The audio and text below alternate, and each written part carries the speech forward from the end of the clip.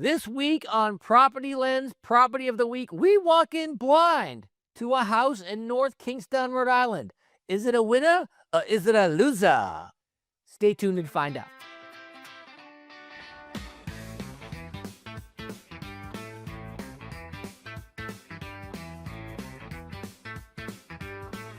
Ladies and gentlemen, boys and girls, ships at sea, it is time for this week's episode of Property of the Week, featuring PropertyLens. For those of you who don't know, I'm Bob Frady, CEO and co-founder of PropertyLens. And with me, as always, John Siegman, president and co-founder of PropertyLens. So, John, I thought we'd do something different this week. Oh? Mostly due to my lack of preparation. We're going in blind. John picked a house. I'm not sure why he picked it. He just did. North Kingstown, Rhode Island. Lovely and often overlooked state. It is not an appendix of Massachusetts. It is its own state, 2 senators, the whole 9 yards. And its state motto is hope. Short. It's the one thing that you don't want to do when buying real estate. You don't want to hope, you want to know. Hoping would be bad. It's not a strategy, I've been told. So here's what we're going to do. We're going to go in to this lovely property. Well, it looks lovely from the pictures. I haven't even seen most of it. See what the PropertyLens report says. So we go in, we see there's the report. Now we ran this. It took a couple minutes. It's 3 bedrooms, 2 baths, 2,100 square feet report. $800,000 for those of you thinking you're moving to Rhode Island. What's the first thing that you see? Property scores a B, Safe Place scores an A. So it's a pretty good house and a really nice spot. That's what I see. Recent renovations suggest this is a flipped property. Ding, ding, ding, ding, ding, ding, ding, ding, ding. And what do we do with the flip? We let you know that it's a flip, but we definitely want to look for all of the permits. And I know do not permits issued. And we also want to make sure that, the contractor, somebody who really knows this stuff, has been through it. We do not skip the inspection when there's a flip. What's interesting is that there's no building permits that were recorded, probably because this locality doesn't report them. But we do see that it's still a flip. Relatively modest tax increases each year over the last 6 years. A little more aggressive insurance increase. Cranston, which is a town next to this area, had a big flood a few years ago, and insurance companies got all wigged out. But generally, it's a pretty good spot. What are some of the highlights and some of the lowlights here, John? Well, the concerns, area mismatch. What the county says for square footage and what the MLS says for square footage are different, and you want to know why. Are they including a basement? When they did this renovation, did they add on space? You don't know. And so you need to find out. It could be, given the age of the house, that long, long ago on the backside, we don't know. We haven't been in it yet. Somebody added a bonus room, and that wasn't recorded anywhere, didn't get updated. So there's a lot of things that you need to know about. If it's got a basement, you got radon risk, so you'd want to have a mitigation system, at least, even with just if it's on slab. You want to know that radon is not seeping into the house, so you need a detector. Well, it's by water, so you're definitely going to have some mold issues. On the plus side, the area has good disaster resilience. It's got great fire protection, low crime, and a new roof. So there you go. So here's something interesting. This is not a required disclosure in most states. I think Maryland's the only state where it's required. But there's a Superfund site less than a half mile away from this location. So given all of the gunk, I would say get your water checked for this house. Do a water test just to be sure. You want a water check, you want an air check, you want a check. Yep. So these are the things that we see in this house, just looking at the report, haven't even gone in the door yet. Given it's 39 years old, you want to scope the sewer line. Yep. It's a nice colonial, 3 beds, 2.5 baths, cozy, fenced backyard, 2-car garage, recent updates. Near hospitals and urgent care, low risk of earthquakes and wildfires, which is very nice. We like that. And the airport's nearby, so it's not too bad. We do expect they're going to spend about $12,000 over the next couple of years in repair costs, mostly because we have no idea what's been permitted in this area. And so we look at the age of the house and the age of the systems with about $2,100 a year in insurance premium. So here's some key questions that you can ask right walking in the door to make you a smart buyer. Contamination risk from PFAS. Has it been tested for radon? Any mold issues? The things that you just pointed out, John, are right at the top. How about the plumbing system? The water heater, the sewer line, ding, ding, ding. John Siegman gets it again. Foundation, any visible cracks. I thought about something the other day. Okay. Foundation cracks don't come from the inside out. They don't come from the house pressing down on the foundation. They come from water creeping in and loading up on the walls and causing cracks, or the ground settling. So one of the things I would do is walk around and make sure that the pitch of the ground is still away from the house. Because you don't go to see an open house when it's pouring down rain or when there's a flood going on. You go when the weather's nice. So you want to make sure that the ground around the place is sloping away from the house. Well, we haven't heard anything about the water heater. That would be something you definitely want to get checked.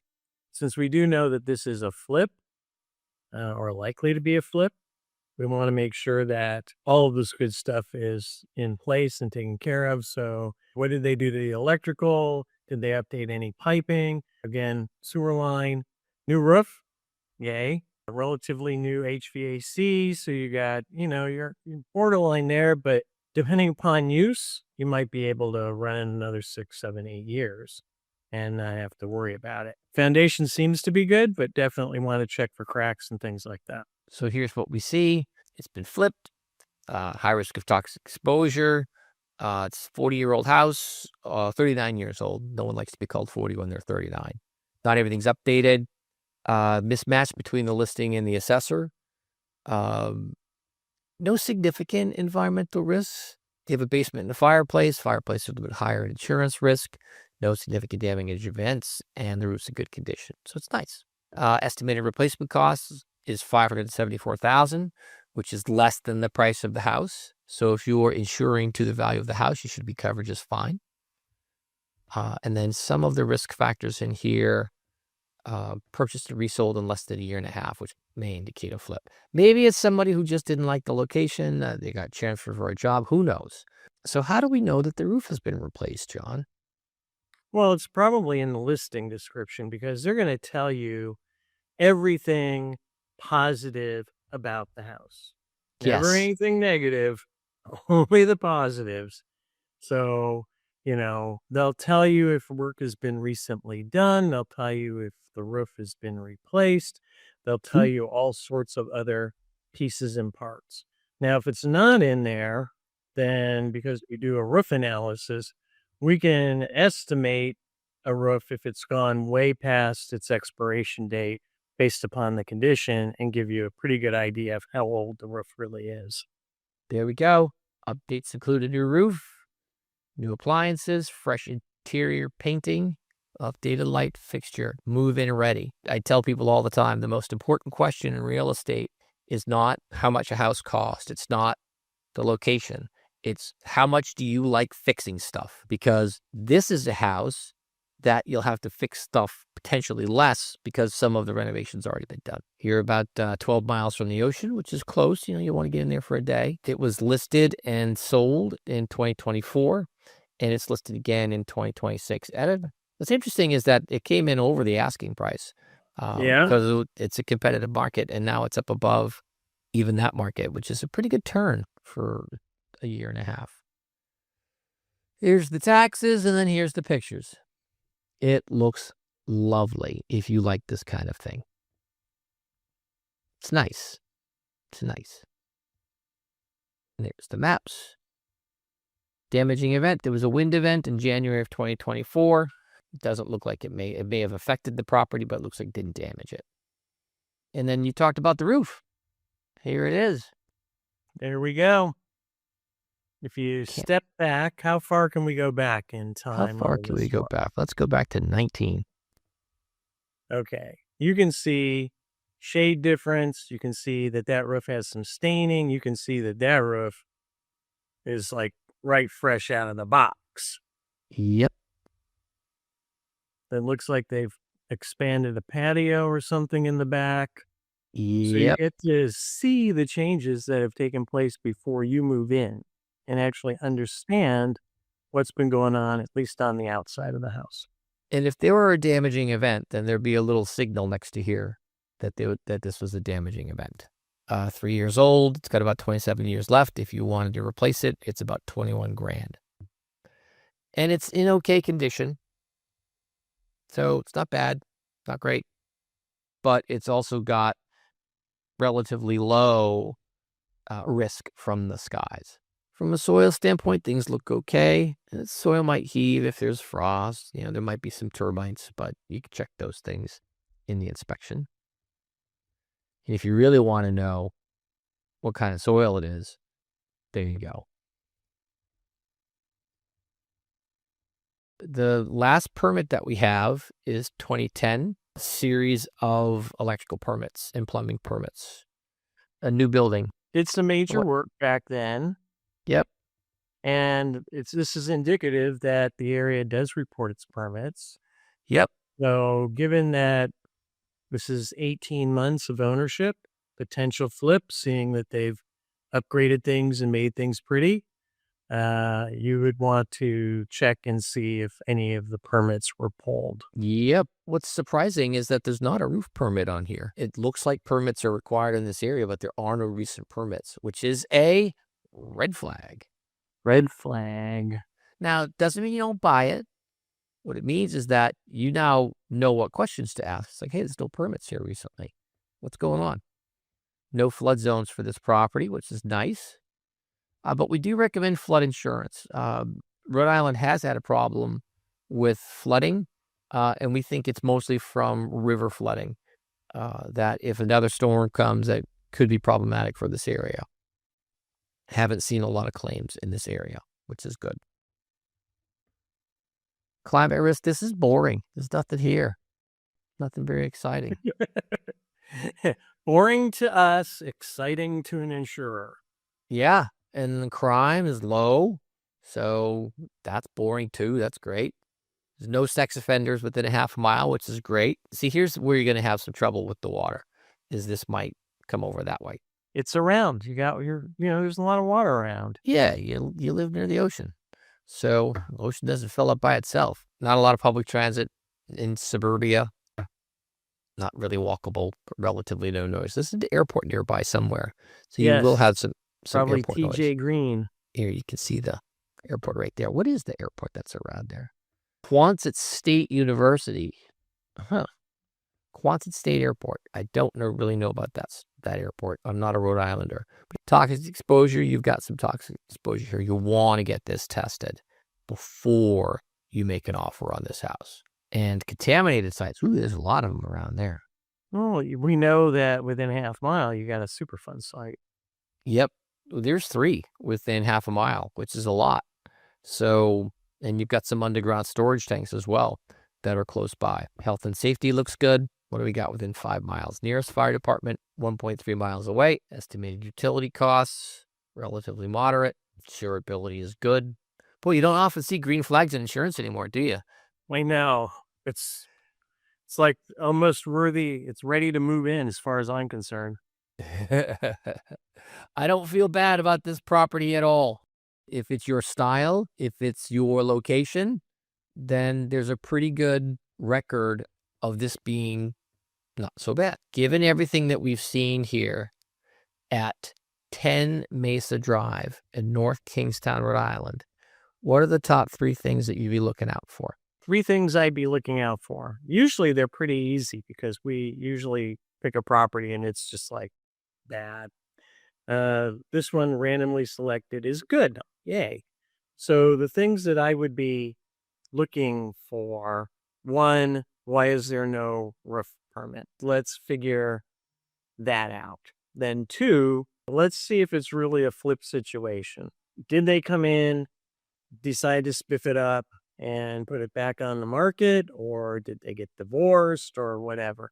It seems like a flip because you got new paint, new fixtures, new appliances, but a lot of people move into a house and do exactly the same thing. We've seen it before. A friend of mine got a house and I said, hey, the previous owner was there for only 9 months. Was it a flip? And he was like, well, sort of. They flipped partners. They got a divorce.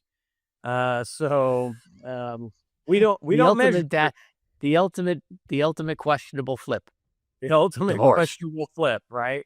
So we don't measure for that. So you need to ask. That would be a good question to ask. Some people put a little bit into it, when they're fixing up a house to get sold, paint, little carpet, this and that. But that would be a question that you should ask. So those would be my first two. And the last one is, on the inspection. One, hire your own inspector. Don't take a reference from anybody if they're, involved with real estate. Go get your own inspector. But two, have that inspector test for radon, have that inspector check the water, have that inspector scope the sewer line. This is an older home. It's in a place where tree roots love to grow and get into lines. There's some questions there that you now know to ask. And so those would be the big three for me.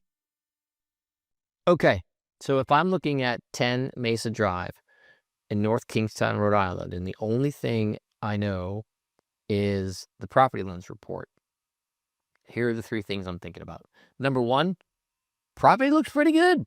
I feel very comfortable walking into this house. If I have to go over asking price because it's a hot neighborhood, maybe that's okay because it's a good property in a very benign neighborhood with some possible flood risk, but you can always ask, has there been any flood risk in the past?